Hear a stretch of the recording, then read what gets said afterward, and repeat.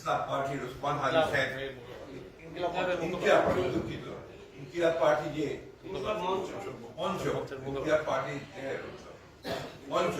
মঞ্চের সম্ভাব্য প্রার্থী তিনি গুলিবিদ্ধ হয়েছেন। এটা আমরা সাথে সাথে আমাদের ভারপ্রাপ্ত চেয়ারম্যান মহোদয় কন্ডেম করেছেন, পার্টির তরফ থেকে স্টেটমেন্ট দেওয়া হয়েছে, আমিও বলেছি।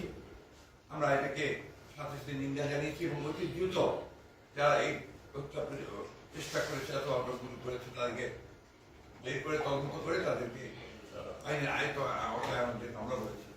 আমরা এই কথা বলেছি যে ঘটনা থেকে প্রমাণিত হয় যে সমস্ত অপশক্তি এই দেশে এই নির্বাচনকে বানচাল করার জন্য, নির্বাচনটাকে যাতে না হয় তারা সেই চেষ্টা করার জন্য যারা কাজ করছে তাদের একটা চক্রান্ত বলে আমরা মনে করি। কিভাবে আমরা স্টেটমেন্ট দিয়েছি এবং সব আরো দুর্ভাগ্য যে এটা না বলে আমি পারছি না যে আমাদের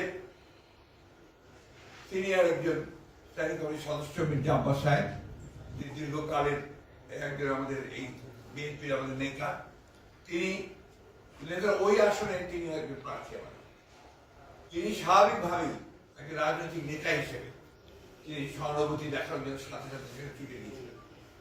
কিন্তু দুর্ভাগ্যক্রমে সেই দলের কিছু ব্যক্তি, কিছু সমর্থক, আরো কিছু আপনার চক্রান্তকারী তারা সেখানে সমবেত হয়ে উত্তেজনামূলক স্লোগান দেয় এবং এক পর্যায়ে তারা একটা মব সৃষ্টি করার চেষ্টা করে, যেটাকে আমরা তীব্র নিন্দা জানাচ্ছি এবং হুঁশিয়ার করে দিতে চাই আমরা সকল পক্ষকে।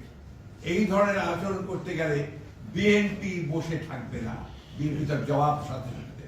আমরা খুব পরিষ্কার করে বলতে চাই যে আমরা কোন রকমের কোনো গোলযোগ চাই না, কোনো সন্ত্রাস চাই না, কিন্তু বিএনপির উপরে কোনো আঘাত আসলে বিএনপি কখনোই কিন্তু সেটাকে আমরা সহজভাবে নেবে না এবং তার কিভাবে জবাব দিতে হয় বিএনপি সেটা জানে।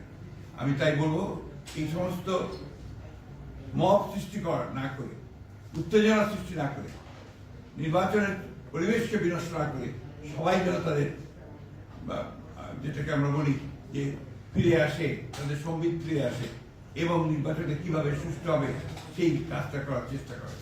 না হলে যেটা হবে সেটা হচ্ছে গণতন্ত্রের উত্তরের পথ ব্যাহত হবে, গণতন্ত্রের যাত্রা ব্যাহত হবে।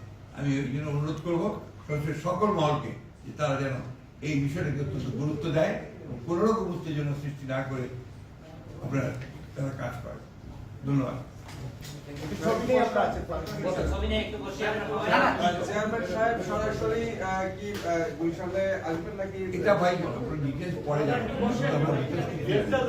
আমরা ডেট জানালাম এবং এটা আমরা নিশ্চিত করলাম ইনশাআল্লাহ সবকিছু ঠিক থাকে। উনি অবশ্যই 25 তারিখে এসে পৌঁছবেন।